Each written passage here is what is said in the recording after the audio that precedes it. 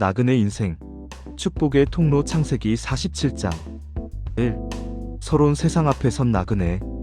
야곱의 온 가족이 기근을 피해 애굽에 도착했습니다.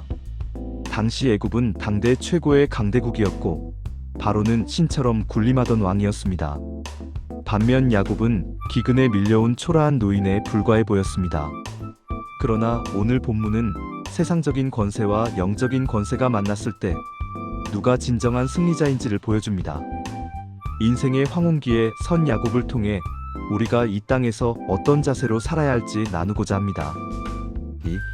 본론 하늘 시민권을 가진 자의 품격. 구별된 산 고센 땅의 정착 1-6절. 요셉은 형들에게 바로 앞에서 자신들의 직업이 목자임을 당당히 밝히라고 조언합니다. 당시 애굽 사람들은 목축을 가증히 여겼기에 이는 애굽의 주류 사회에서 소외될 수도 있는 위험한 발언이었습니다. 하지만 이를 통해 이스라엘은 애굽의 우상 숭배와 세속 문화로부터 격리된 고센 땅을 얻게 됩니다. 영적 교훈 성도는 세상의 중심에 서기보다 하나님과 가까운 곳에 서기를 힘써야 합니다.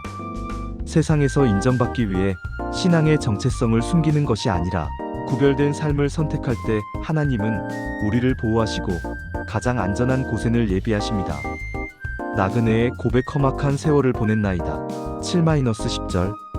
바로 왕이 야곱의 나이를 묻자 야곱은 대답합니다. 내 나그네 길의 세월이 130년이니이다. 험악한 세월을 보내었나이다. 야곱은 자신의 삶을 나그네 길이라 정의합니다. 파란만장했던 야곱의 지난 날은 결국 이 땅이 영원한 거처가 아님을 깨닫는 과정이었습니다. 영적 교훈. 인생의 연수가 짧든 길든 우리 모두는 본향을 향해 가는 나그네입니다. 고난과 풍파험악한 세월은 우리를 괴롭히기 위함이 아니라 우리 마음이 세상에 안주하지 않고 하늘 소망을 품게 하려는 하나님의 도구입니다. 영적 권세. 바로를 축복하는 야곱. 7절, 10절. 놀라운 장면은 7절과 10절에 나옵니다. 초라한 노인 야곱이 당대 최고의 통치자 바로를 축복합니다. 히브리서 기자는 낮은 자가 높은 자에게서 축복을 받느니라고 했습니다. 영적으로는 야곱이 바로보다 높은 위치에 있었던 것입니다. 영적 교훈. 그리스도인의 자존감은 소유나 지위에서 나오지 않습니다. 천지 만물의 주인이신 하나님의 자녀라는 권세에서 나옵니다. 우리는 세상의 권력과 부합해서 위축될 존재가 아니라 오히려 그들을 위해 기도하고 복을 빌어주어야 할 축복의 통로입니다. 마지막 소망. 약속의 땅을 향한 유언. 27-31절. 죽음을 앞둔 야곱은 요셉을 불러 엄히 맹세하게 합니다. 자신을 애굽에 장사하지 말고 조상의 묘지가 나은 땅에 메어다가 장사하라는 것입니다. 풍요로운 애굽 땅에 뼈를 묻지 않겠다는 이 결단은 하나님의 약속을 끝까지 붙드는 믿음의 표현이었습니다. 영적 교훈. 죽음 앞에서 무엇을 바라보는지가 그 사람의 진짜 신앙입니다. 야곱은 화려한 애굽의 총리 아들 곁보다 하나님의 약속이 서린 초라한 막벨라 굴을 택했습니다. 우리의 마지막 시선도 세상의 영광이 아닌 영원한 하나님의 나라를 향해 있어야 합니다. 3. 결론. 이스라엘이 침상머리에서 하나님께 경배하니라. 오늘 본문의 마지막은 야곱이 침상에서 하나님을 예배하는 장면으로 끝납니다. 31절. 험악한 세월을 지났으나 결국 그는 예배자로 인생을 마무리합니다. 사랑하는 성도 여러분, 여러분의 인생이 비록 험악할지라도 낙심하지 마십시오. 우리는 이 땅을 지나가는 나그네일 뿐입니다. 세상 앞에 당당히 하나님의 백성임을 드러내고 오히려 세상을 축복하는 영적 권세를 누리십시오. 그리고 무엇보다 인생의 마지막 순간까지 하나님의 약속을 붙들고 예배하는 자로 남으시기를 축복합니다. 4. 기도 요약. 세상 문화에 동화되지 않고 성도로서 구별된 고센의 삶을 살게 하소서. 나그네 인생임을 기억하며 땅의 것에 집착하지 않고 하늘 소망을 품게 하소서. 세상의 조건 앞에 당당하게 하시고 만나는 사람마다 축복하는 축복의 통로가 되게 하소서. 영적인 눈으로 축복을 이어가라. 창세기 48장 1. 서론. 인생의 마지막에 남기는 유산. 죽음을 앞둔 사람에게 가장 소중한 것은 무엇일까요? 야곱은 병들고 쇠약해졌지만 요셉이 두 아들을 데리고 왔다는 소식을 듣자 침상에 힘을 내어 앉습니다. 그는 자녀들에게 재산을 물려주는 대신 축복을 물려줍니다.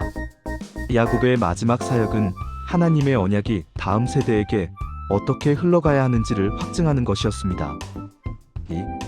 본론 축복의 계승과 하나님의 주권. 에브라임과 므낫세를 양자로 입양하다 1-6절.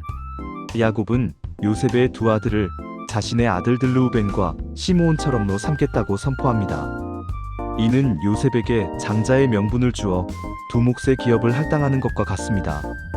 영적 교훈. 야곱은 과거 베델에서 자신에게 나타나셨던 전능하신 하나님을 기억하며 그 약속을 손자들에게 계승시킵니다. 신앙의 부모는 자녀들을 단순히 나의 소유로 보는 것이 아니라 하나님의 언약을 이어갈 주역으로 바라보아야 합니다. 육신의 눈은 어둡고 영의 눈은 밝고 8-14절. 야곱은 나이가 많아 눈이 어두웠습니다.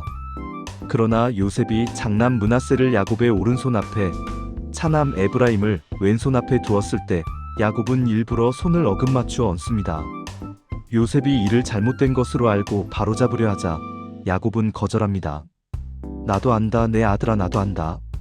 영적 교훈. 야곱은 육신의 눈이 어두웠으나 하나님의 뜻을 분별하는 영안은 살아있었습니다.